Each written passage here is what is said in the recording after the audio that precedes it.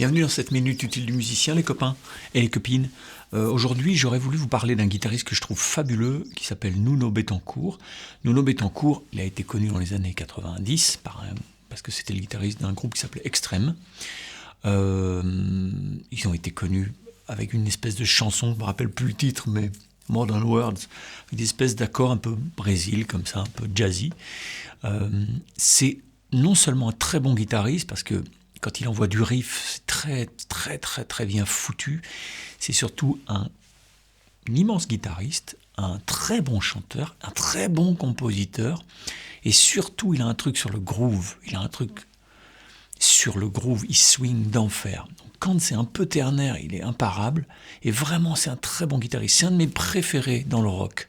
Parce qu'il a un côté un peu sauvage qui est très élégant. Toujours très élégant. Je suis pas toujours fan de la musique d'Extrême, c'est pas ma came, mais je sais voir là-dedans que ce guitariste est vraiment fabuleux. On va prendre un riff.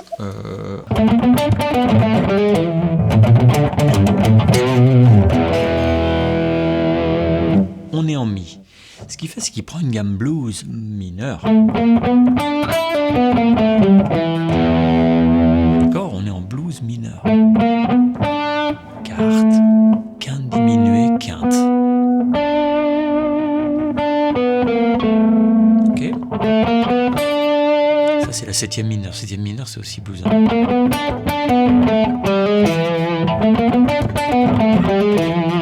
Ici il y a un truc rythmique sympa. Donc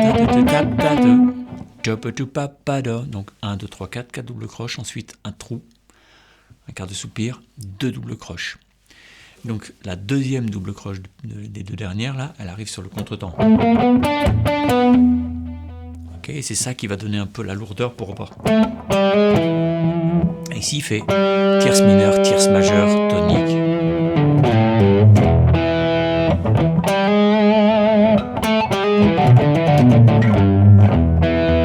Ok.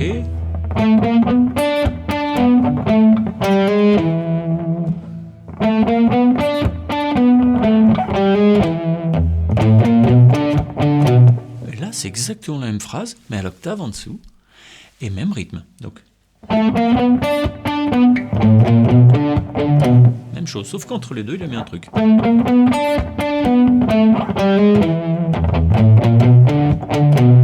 Ok, sauf que là, il fait pas.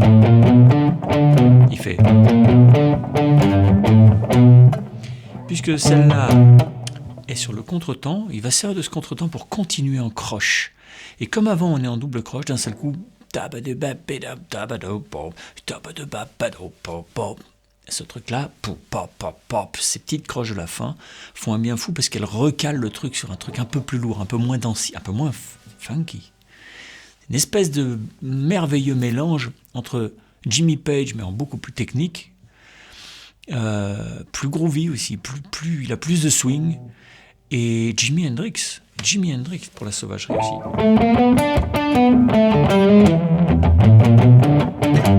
Et alors là, souvent, vous allez peut-être avoir un problème pour faire... Mais changer de doigt s'il faut. Okay. Souvent, il le fait en live. Celle-là, elle est en ghost note. On pouvait faire...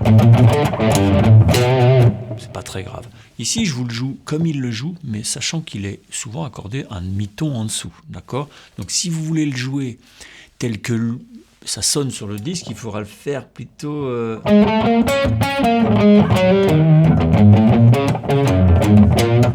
Ok ? Mais nous, on ne s'embête pas, on le fait en mi.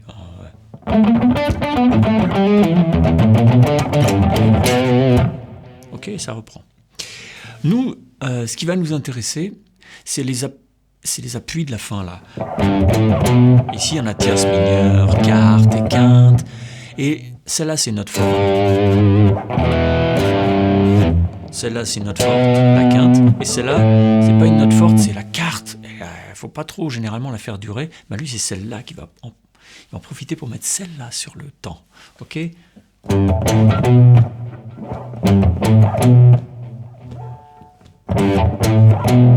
C'est celle-là qui met sur le temps.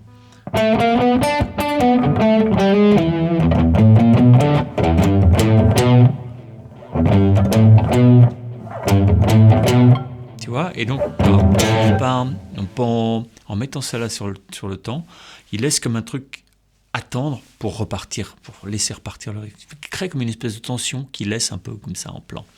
Donc, c'est l'appui qui est bizarre et qui est vraiment bien.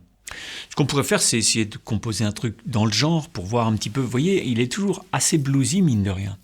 Alors, il y a des trucs plus heavy, évidemment, hein, mais moi, ce que je préfère, c'est quand il swing d'enfer avec des riffs un peu bluesy comme ça, un peu nerveux. Si on fait...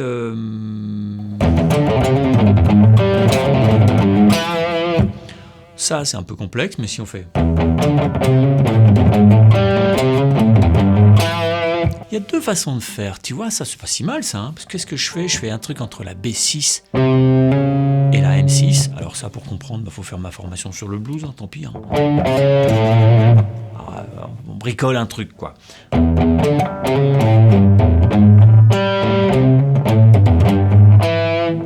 Ok, alors quand on va lentement, comme ça on peut pas bien étouffer, donc c'est un peu moche, mais... On pourrait le faire... En partant du plus simple, on va faire.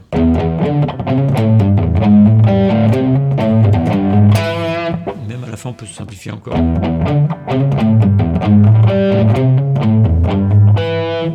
Voilà.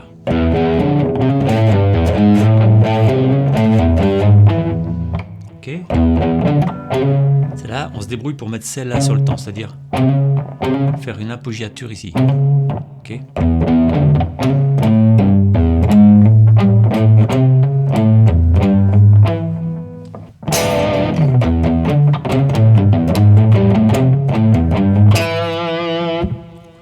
Ensuite, alors là, ici, celle-là, le fait qu'elle soit sur le temps, ça le laisse d'équerre. Mais si on fait...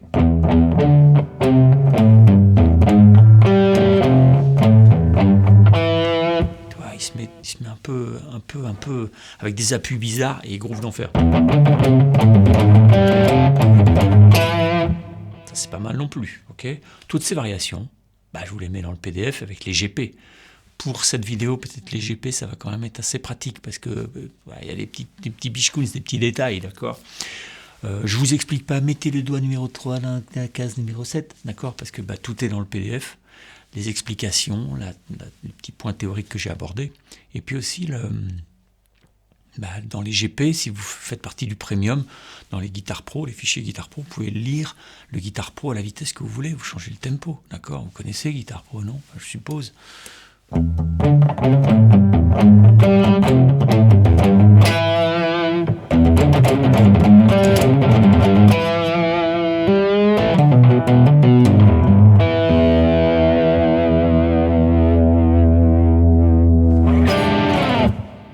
Ici, tu peux aller avec ce truc parce que dans le premier morceau que je vous ai montré de Bettencourt, Cupid's Dead, le premier riff avant ça, il est avec cet accord-là, qui est un Mi 7 dièse 9, avec une 9e augmentée. C'est normalement un accord altéré, pour aller vers, par exemple, celui-là. Mais dans ce cas-là, comme dans le cas de Hendrix, ici, on s'en sert comme 1. Et un accord altéré comme 1, c'est plutôt rare, mais celui-là, il colle bien, parce que c'est l'accord le plus blues que vous pouvez trouver de la planète, parce qu'il a une tierce majeure. Et une 9e augmentée qui est un peu une tierce mineure. C'est pas une tierce mineure, mais quand même il a un peu les deux tierces. Ok? C'est bon pour la santé, ça, non? Bon, voilà, on va pas s'éterniser sur la vidéo, vous allez choper les GP, puis vous bossez. Allez au taf. D'accord?